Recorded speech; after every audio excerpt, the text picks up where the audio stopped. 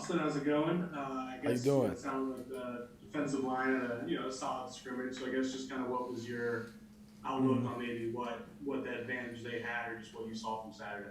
I mean, yeah, they got the better day out of us.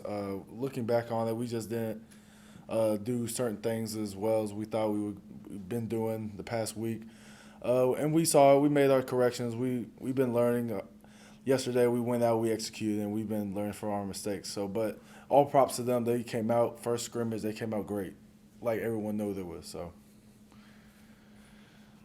Hey Austin, how you doing, man? how you doing? Good, good. Look, just working against that defensive line. Yeah. How deep are those guys this year? Deep. It seems like they do a rotation every 2 3 snaps, and like it always seems like I have to be on my feet like thinking, which is very beneficial for like the offensive line. Like going up against such like different, more adverse like looks, to where I could be going against BJ, I could be going against Ali, I could be going against Sony. Then the D tackles, we have all the D tackles as well. So they usually do. I don't really know their mix up or like their amount of reps that they do, but I know I go against all of them, and I'll just look up. I'm like, oh, I guess it's a new person this time. So, but we're very extremely deep on that defensive line. I believe so. Austin, Max was telling us that he really wanted to hmm improve, the communication, protections, Yeah. checks, all that. I mean, he is still a young guy. How have you seen him just kind of step into that part of it, that mental part of that Yeah. that position? He's coming into his own shell in the aspect of just being able, like, sometimes when we have to run more of like certain situations call for a faster like tempo of an offense, like just trying to do that. And then he's back there. He's telling everyone like, come on, come on, come on, and like rallying all the guys, and then keeping us in line, and also just on the sideline. If there's something else that's like, if he messes up, he'll come up to me like, oh my bad. He's taking a lot of accountability for things that he might mess up, and even some things that he didn't mess up personally. It's just, and we all like congregate together. We all talk together. Like, as just from the offensive line to quarterback, and that relationship just, I see him just being more open to just hearing like what all the other guys have to say, which is going to help him in his game as well. And he's just becoming a greater leader. So, Hey Austin, Jared Roser, TigerDetails.com. You've been here long enough to see the ups and downs of not just the team, but also right. offensive line, good years, bad years, or I mean, less good years certainly. How pivotal do you guys feel like this group is? How hmm much do you talk about that, take that to heart, those sort of things? I mean, just like you said, with that experience, I have like seen the ups and downs, and I've seen what it takes to do the things that were considered like the up season for the offensive line, and I've seen the things that we didn't do whenever we were down. And just being able to have that experience, and like with my like experience so far, just looking how we came. I believe today is like day 10 of fall camp. I believe like everybody in the room has done a great job of just maturing and just taking that leadership role that. And I told the guys this like after the third or fourth day, like nobody has a role bigger than the other person in the O line room. Like I'm a guy like I mess up sometimes, but at the end of the day, I want to take accountability for it, and I'm gonna have other people that are gonna help me be accountable as well to hold me to a higher standard. And then at the end of the day, it's just all five just keeping it tight. Like we have a little boy in the room, keeping it tight and just holding everyone accountable and making sure we all do our job. All right, Andre, how's it going? Yeah, just asked Austin about it, and it sounds like the defensive line did really well in the scrimmage. So I guess just kind of what do you think you guys did so well, and where would you evaluate you guys are at where you compared to where you want to be? Um, I definitely think we're getting there. We strive for perfection, so we always try to find something to get better at every day. The scrimmage we did really good. We came out there as a group and just did our thing. We did what we were supposed to help the defense out.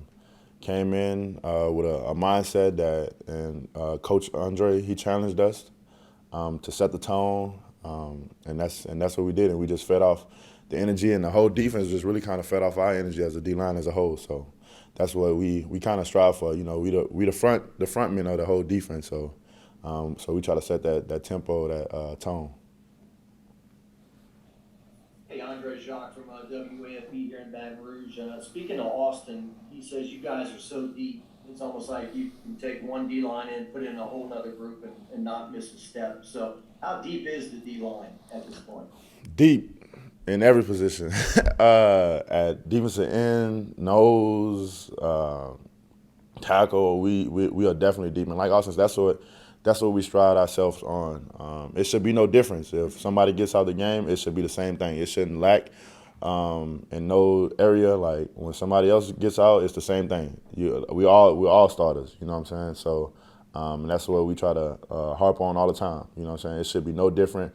It shouldn't be in a case where if somebody else gets in, it's like, okay, we're going to attack them. Like, no, we're all the same. You can't. There's no weakness, no weak links. So. Hey, Andre Wilson, Alexander from The Advocate. Sort of following up what we were talking about earlier with the depth along the defensive line. Y'all seem to have so much confidence in your whole group there. Is it come from the depth at those positions, or is there something else where that confidence originates from? It's just that bond. That's really the confidence in it. It's that bond that we have with each other. Just being able to trust each other. That's really the main thing. And throughout the week, it was just like we stayed on each other, man. And Saturday, it just all came together. Saturday, we're like, okay, we got something going for the defensive line. Like it's definitely something there. The way we played, we fed off the energy we brought. It's definitely something there. So now it's just like building off of that, and just correcting the things that we need to correct and to become even more better as a defensive line as a whole. Hey Elias, this is Glenn West with LSU Country. Nice to finally get to meet you. I guess just for you, what has been the focus, I guess, primarily this offseason in terms of development, I guess, on the field and, I guess, with your body as well? Really with my body, obviously just getting my shoulder right. After missing the spring, just trying to stay healthy. And with the defense, really just getting closer to the team. That's kind of what we focus on the most, really, just getting a lot closer. And got real close to Durante Jones, great defensive coordinator, and so that's just really been our main focus right now. Hey, Wilson Alexander from The Advocate. First thing real quick, do you prefer Eli or Elias? I go by Eli, but really whatever you want to call me, really. Gotcha. Yeah, obviously you had such a big freshman year. What did you kind of learn most about your game and yourself throughout that freshman season? Really just how much technique mattered last year and how much of a difference that it made from coming in as a freshman just raw, and then with the technique that I had and really just focusing on the plays and just dialing in and relying on my technique that I practice hard on. Eli, Brody Miller with The Athletic. Derek's somebody who probably understands where you're at right now because he also as a freshman broke out. Mm-hmm. So I guess are there conversations you two have or advice he's been able to give you about kind of going from a great freshman year into year two? Me and him talk about that every day almost. Everything I need advice for, I always come to him and ask him because he's already done it before. So, and he's done things I have aspirations of, and we push each other a lot, so all the time. Yeah, Eli, Ron Higgins, Tiger Rag. How much is it an advantage to play with Derek in the sense that quarterbacks want to go away from front of him, but they also want to go away from front of you, so they kind of have to pick their poison, so teams are going to come at you. Is that an advantage for you? Yeah, it definitely is. With two corners like us, the quarterback's going to have to throw it one way, and, me and him really work hard to keep our games top tier, so, yeah. Last year, were you I know they're missing games, but it seemed like teams went at you all year. Was that a surprise? Because all year you kind of proved yourself. You had pick sixes and you proved yourself, but teams kept coming at you. Did you kind of like that? I really wanted all the kind of balls I could get really last year. So, last year I wanted kind of the most experience I could get. We had a 10-game season, so I really wanted all the opportunities I could get. So I wasn't pretty surprised, being a freshman, and obviously having Derek Stingley on the other side of me helps a lot, even with him down. But, I really kind of expected it a little bit. Hey, Eli, Jacques Doucet from WAFB here in Baton Rouge. If you and Derek hold things down on the corner, and this defensive line is as nasty and deep as what we're hearing, what is the potential of this LSU defense this year? The best defense in the country. that's what I mean, sky's the limit, and you know, that's what our aspirations are. So, you know, we want to be the best defense in the country. And on a humorous note, you scored 2 touchdowns last year, and there might have been a little celebration before both. Did Corey Raymond talk to you a little bit, or what was the discussion on that? Oh yeah, he for sure talked to me about it after. It was just real impulsive. I did not plan it before, but I was just really excited, you know. So scoring a touchdown in Tiger Stadium, my first one, and then the other one, I was just real excited to get it. So that's where that came from. You know, there's been a lot of talk from Coach O and stuff about how, you know, this is really the year he wants to see you and Ty kind of break out. When you hear stuff like that from your coach, just what does it do to your approach and your mindset, if anything, and just sort of how are you approaching this third year in the program? Well, you know, when I hear things like that, you know, it gives me more motivation, and I'm sure it gives Tyrion motivation as well. And you know, it's just it's not too much pressure. I just feel like, you know, this is my upcoming third year, and I just feel like I have to hold up to a certain standard. And you know, I've been more focused throughout my upcoming in my third year, you know, other than my last 2 years. So, you know, I've grown, and I feel like, you know, this team that we have this year is about to be very successful. So. Hey John, this is Glenn West with LSU Country. You know, just for you, I know you mentioned you wanted to be more focused, I guess, heading into this year. What were some of the off-season focuses in terms of improving your game that you wanted to see out of yourself? I mean, just what are some of the things you really worked on? Well, mainly I worked on catching and route running. Also, you know, reading coverages of the defense and the fronts, different fronts. I mainly just wanted to be an all-around back, because knowing that we was going to have, you know, the spread offense, and, you know, Coach Peace was going to come in and kind of change it up just a tad bit. You know, I just wanted to make sure I can provide in every area, you know, as far as being a running back, running the ball, and catching the ball as well. So. Hey John, this is Shay Dixon with 24/7. Coach Pete's came from an offense that had Christian McCaffrey. You're talking about wanting to be that all-around type back. Have y'all talked about that, or, you know, has he talked about the role that Christian had and what he wants to see from you?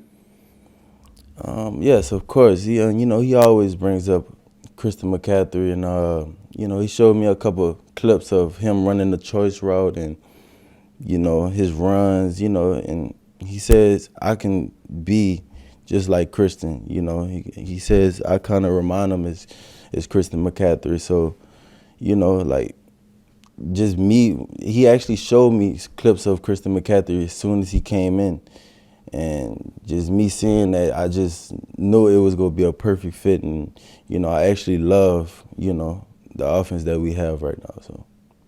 Hey, John, you mentioned Kevin Falk a while ago. Obviously, Tyree is wearing that number 3, and those two guys are interacting every day and everything. It seems like it's important for Tyree to live up to the reputation of that number. What's their relationship like, and what's Tyree want to accomplish this year, you think? Well, you know, the relationship between him and Coach Falk is, you know, is outstanding. You know, Tyrion has so much respect, and he's a very respectful young man. He asked Coach Falk, if he can wear number 3 before he actually came to LSU. So, you know, it's just, you know, me and Tyrion, we are very, you know, influenced by Coach Falk, you know, just off the things he did. And, you know, of course, Tyrion, he wants to be the best. And that's what brings out the competition in me and him. And Tyrion, he has a lot of goals, you know. So he's locked in, and I just can't wait for, you know, Tyrion to do his thing this year. So. Y'all have a good one.